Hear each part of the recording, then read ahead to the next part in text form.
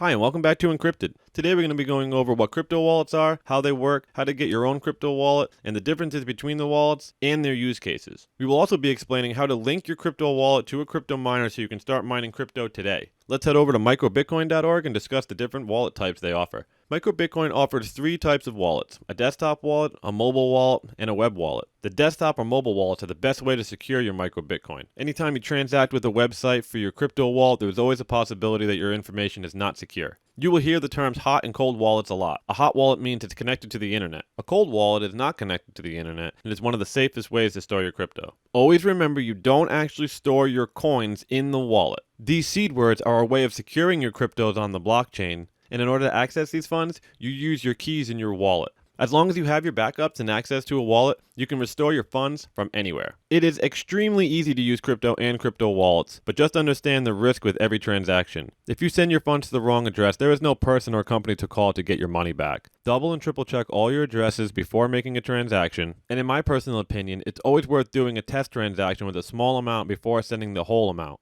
Even after using crypto for over 2 years, I still do small transactions first. Microbitcoin and other alternative assets are a good starting point because you can start mining them today and have enough in a day or two to start making transactions and testing the blockchain. You can create as many wallets as you like and send funds from one wallet to another. After sending a small amount of coin to a different wallet, test restoring the wallets from your backup to make sure you understand how to use the backup system properly. Every coin is slightly different, so it will be important to test restoring your backups for each wallet or coin. Once you've downloaded and backed up your two wallets, let's go ahead and create a wallet inside your wallet and add the address to the mining software. It's extremely simple but very easy to mess up. Start by making a backup of the original mining file, called a batch file. This way, if you mess it up, you can just try again. It took me time to get used to seeing all the symbols and characters, but you'll get used to it quick. There are three major fields you are going to have to change: host URL,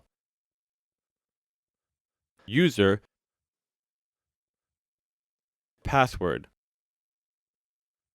Let's head back over to our desktop or web wallet for Microbitcoin. We'll also open the Rplant miner we downloaded from the first video. If you haven't seen the first video, I recommend just scrolling down the description and using the link provided to download the Rplant miner. You are going to want to copy what I do exactly. Make sure you don't delete the spaces or change the formatting at all. Now we're going to change the URL, host, and password configurations. All we have to do is highlight the wallet_address.worker_name text and paste our wallet address over that specific field. If you messed up adding your address in any way, Rplant will revert to the donor address, and you'll see this in the command prompt as it starts submitting shares. If you don't get it to work the first few times, don't feel discouraged. Congratulations! You are mining crypto into your own wallet. There is one more step we were going to go over, and that's adding your wallet address to the pool in order to view the hash rates and shares you've submitted. Every pool is different, and certain pools give you less data, and some pools provide more data. You will be able to see your hash rate, average hash rate, workers, immature balance, current balance, paid, submitted shares, and your estimated coins per day. Just be aware this process will take time before it starts displaying data properly. If you have at least a 2.4 gigahertz processor and you let the computer mine for at least half a day or so, you will end up with enough coins to start making transactions. Microbitcoin network fees are very low and transaction speeds are currently very fast. I provided links to the Microbitcoin Homepage, wallet, Rplant pool, CPU miner, and my crypto mining series part 1 video.